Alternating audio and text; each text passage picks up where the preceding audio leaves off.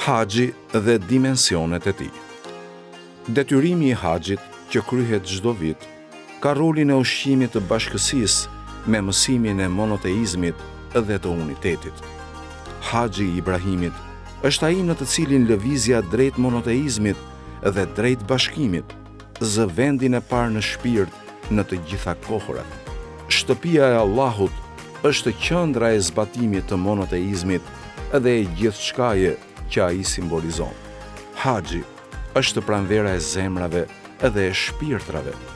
Ai është stina e gjelbërimit të jetës monoteiste në zemrën e çdo myslimani që arrin në mikat, vendin ku vishet rroba e haxhit, ihrami. Njohja e madhështisë së Allahut dhe e mëshirës së tij në haxh do të thotë logjikim dhe meditim mbi ngritjen e themeleve të kësaj shtëpie që është shtëpia e Allahut të madhëruar.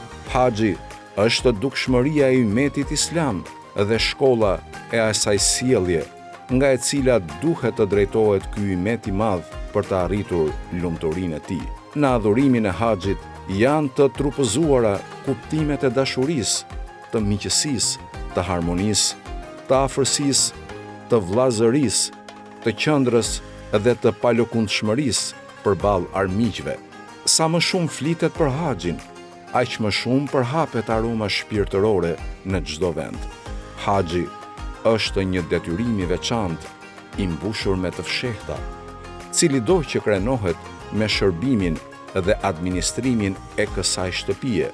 Qabes duhet ta falenderojë Allahun për këtë. Vërtet, çështja e haxhit është më e thellë nga sa kemi kuptuar deri më sot.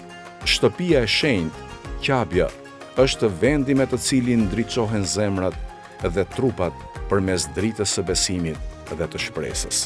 Grumbullimi i myslimanëve në ditët e haxhit ka një qëllim: ulumtimin dhe meditimin për të ardhmen e ummetit islam. Ai është shpirti dhe kuptimi i tij.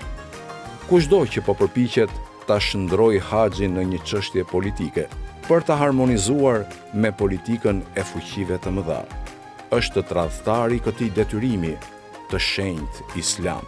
I lutem atyre që janë mbarësuar të shkojnë në Mekën e shenjtë që kohën e haxhit të mos e marrin si kohë tregtie. Haxhi është më lart në pozitë se sa çështjet e pavlera të kësaj dynjaje. Zemrat e besimtarëve në ditët e haxhit kërkojnë t'i lidhin gjurmët dhe kujtimet me veten e tyre dhe me gjendjet e ndritura shpirtërore. Haxhi shfaq në ekranin e tij një pasqyrim të plotë të jetës së të gjithë njerëzve.